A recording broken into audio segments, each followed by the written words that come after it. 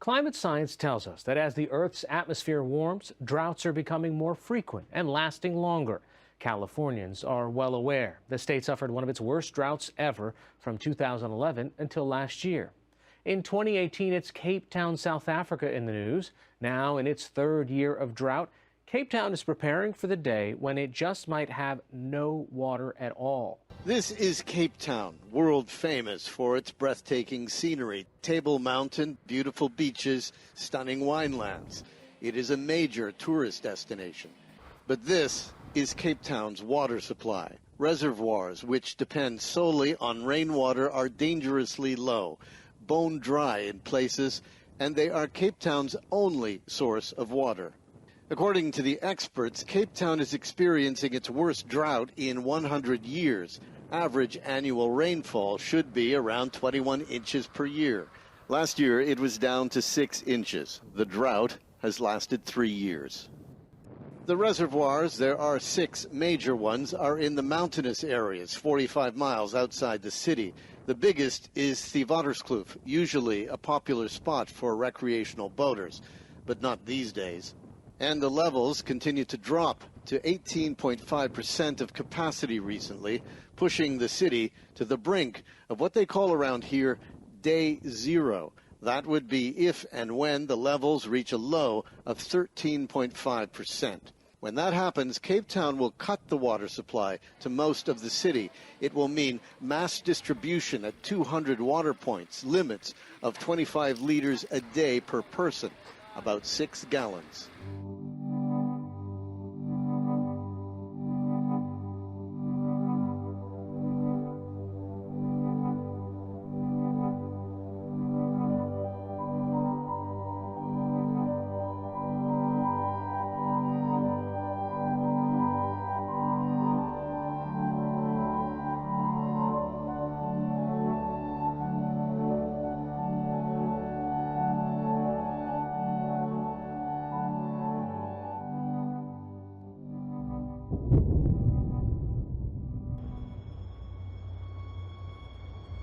I think the question on everyone's minds is, how did Cape Town get here?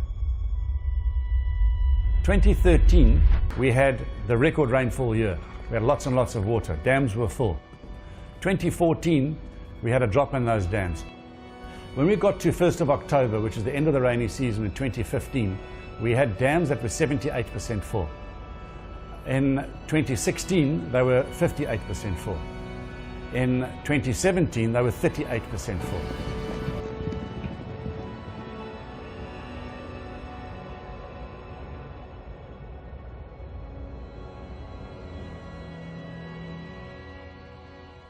The city has entered a phase where it is anticipated the real possibility of day zero. We will not allow a well-run city to run out of water. So we now have to plan that we are going to be in this permanent drought because the scarcity that is there is the new normal. The one day you've got the mayor saying a well-run city will never run out of water, and the very next day she says if you residents don't stop using water as much as you are, there'll be no water left by December. The point about planning for water is you have to look a long way ahead. Cape Town City in particular thought they would be able to get away with doing nothing until 2022. Premier of the Western Cape, Helen Zille, was set to meet with the National Disaster Management Team yesterday, and she's also reported to have written a letter to President Jacob Zuma asking him to declare the water situation a national disaster. The projection is that Cape Town will run out of water sometime early in April. That means you have to save water as if your life depends on it.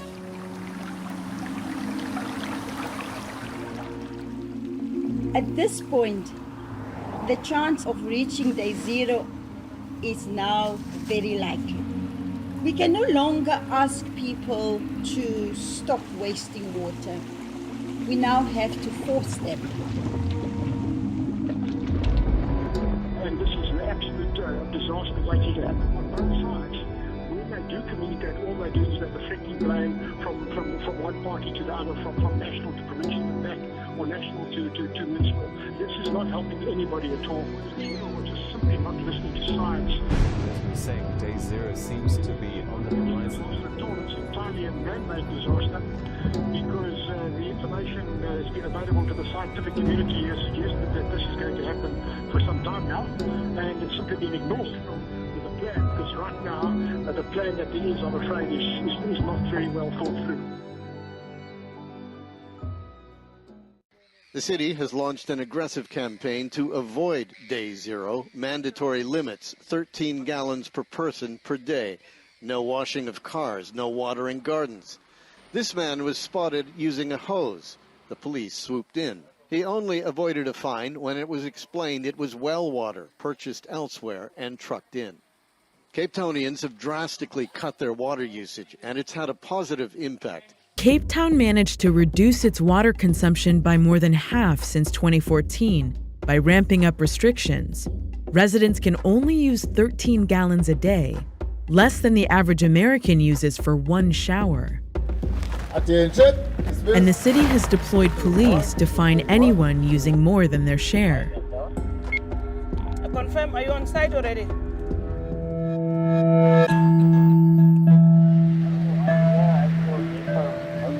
Okay, now we're going to Philippi. This is where we're experiencing a lot of car washes. No, we're not just after the car washes, and wherever we get a water complaint, we will attend to it. Exactly, see, he's washing a vehicle. See there, he's washing the vehicle again. Can you see the way they waste water? You see? Is a dadam, sunshia, but dadam. Sunshia. Yabon? Amanzi, wenza ntoni? Ndiyaphinda ndiyabuyela kuwe veri namhlanje. Nawe umosha amanzi pha. Bendikuxelele last time basuthatha, don't do this. Look at the vehicles standing here. I want to see now, where do you get this water? This is the pipe. Can you see now? And you don't want to listen, and we told you many times. Roll. Okay, put this one. That's a tag. I told you I'm going to give you a fine. When we issue fines, we're just trying to educate them, as you did here now. I was here yesterday, and I'm back at this guy, and then he's still doing the same thing. As soon as we leave now, this guy might go and buy a hosepipe again, and then he's going to carry on with this. I call BPI in the next 20 miles, BP garage. No, there's officers also issuing fines here, so I just want to see. You see, this is the clean water they're using. Can you see the clean drinking water? We told them to use buckets. That was level 3. Now is level 0. Understand? So we told them no buckets, no water. That means now the car wash must close. This is what we're telling them. Yeah, we are worried also about water, but you see, what's the solution now? Yeah, it's a place where there's crime is happening. Now you stop car wash, things gonna get worse out of it. We have kids, we have fathers, you see, we've got responsibilities, and please make a plan soon for us. And are you only doing it in these informal settlement neighborhoods, this police water forcing? No, we're doing it all over Western Cape. Today we are in Constantia, and this is an area that is it's a very affluent neighborhood. It's very green around here. Yes, it is, and I wonder why. In the more underprivileged areas, illegal consumption is conspicuous. You can see it. There are no high walls to hide. But here, in these areas, these people use way more water than the people use in the townships. But, as I said, very difficult to detect. If you have the means and you can sink a borehole or a well point, or you can install tanks on your property and harvest rainwater, then by all means you can do that. And even that is regulated in terms of the water bylaw. It says that you can only use your borehole water for an hour on a Tuesday and then on a Saturday. So you'll find people will use their borehole every single day, and that is illegal. Oh, there we go. Good day to you, sir. Good day. City of Cape Town Law Enforcement. We're going around checking all the people for compliance with the bylaw. I see you watering. I'm checking somebody's irrigation. It's my living. Now we have a problem here in that this stuff is not supposed to be running at this time. Well, when am I meant to come in? It's my living. I understand. It's my living. I am now being restricted. I can't make a lot. Yeah. What do I do? All of us are inconvenienced. All of us have a major issue. I know even businesses are having problems, but we're all expected to comply with the law. You know. So in this particular case now, this is a transgression, and we're gonna have to issue a fine. Okay. I will go to court to fight this R1,000 fine. It's actually 2,500. It was 2,500. Fine for me. Yeah. If you want to show this anything, I can't say what I want to say, but they can go and do, you know what, to themselves.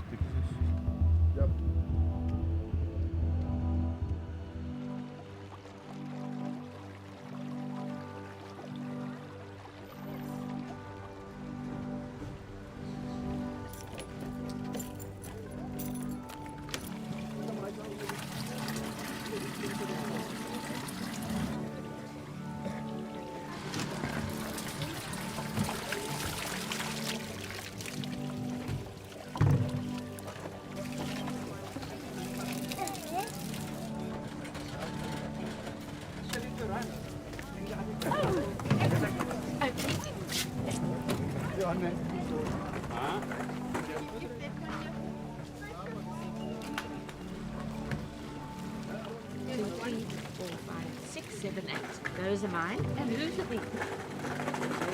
No, those are all mine. Great. Come on.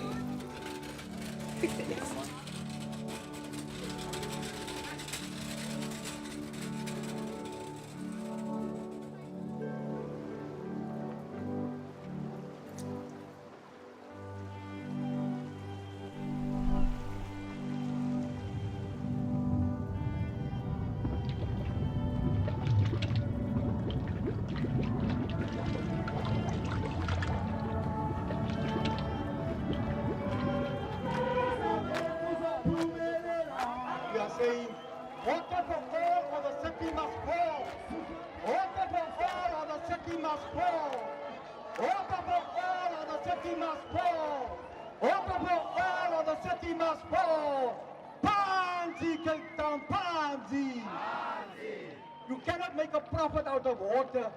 Water is necessary for life. It doesn't mean if you don't have money, you can't get water. No, we must provide water for everybody, and it must be free.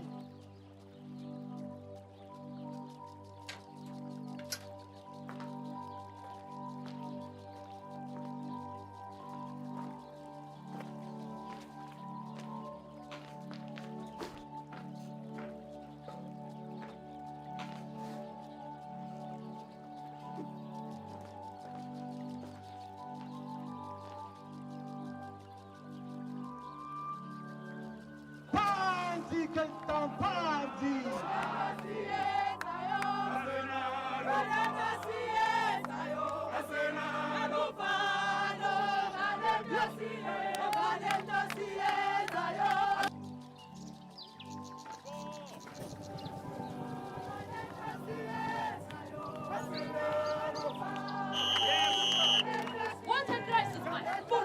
Do you see any rich white people suffering from a water shortage? Huh? Say it with me. Hell no! Go to those overpriced hotels down the road. You can run that bath water until it floods. There's no water crisis there. But I bet you've got no water in your house. I bet you've got no water in your house.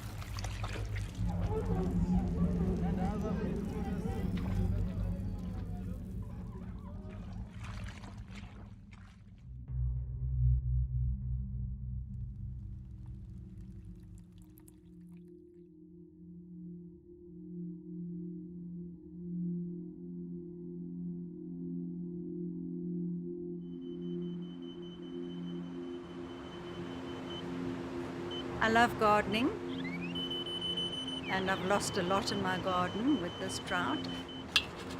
It's heartbreaking to watch it all die.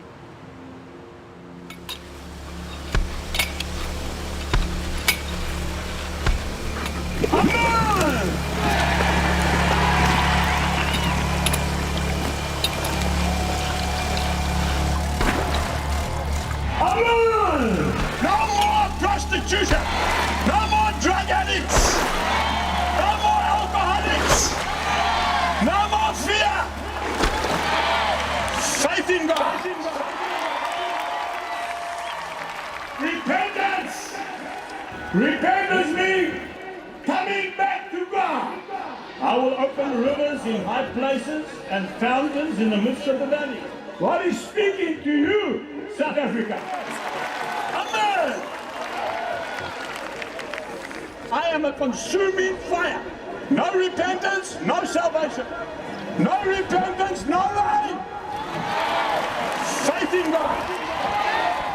Forgive our sins, bring rain to the land. First the spiritual, and then the rain's coming. Plenty rain.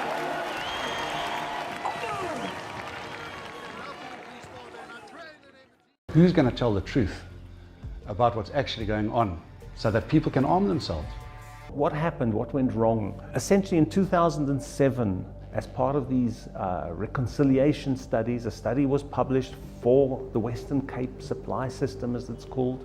One of the things that we had done in the department was to set up a planning system. And it said, look, at current rates by 2012, 2015, you will need to provide more water. And to get that extra water, here are some things you can do. So those options were all put on the table as long ago as 2007, with the warning that by 2015 you are going to have to do some of these things.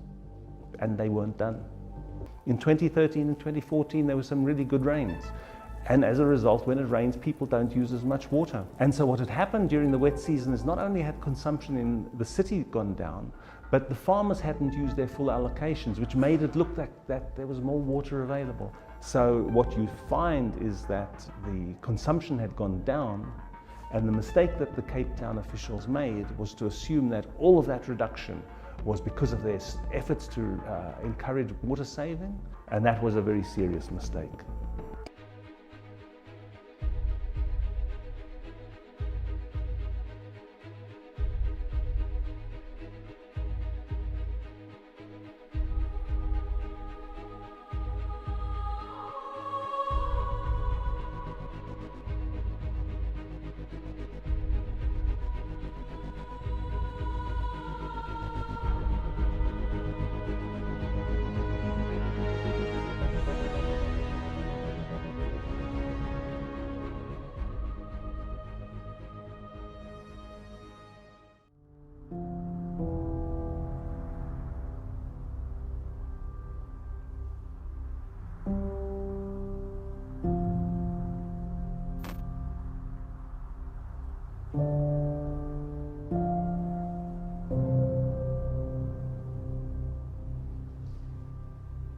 But they were warned, and they chose to ignore the warning on a number of occasions.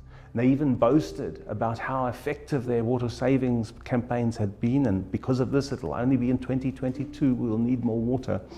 And I think what we learned from that is it's very dangerous to be overconfident.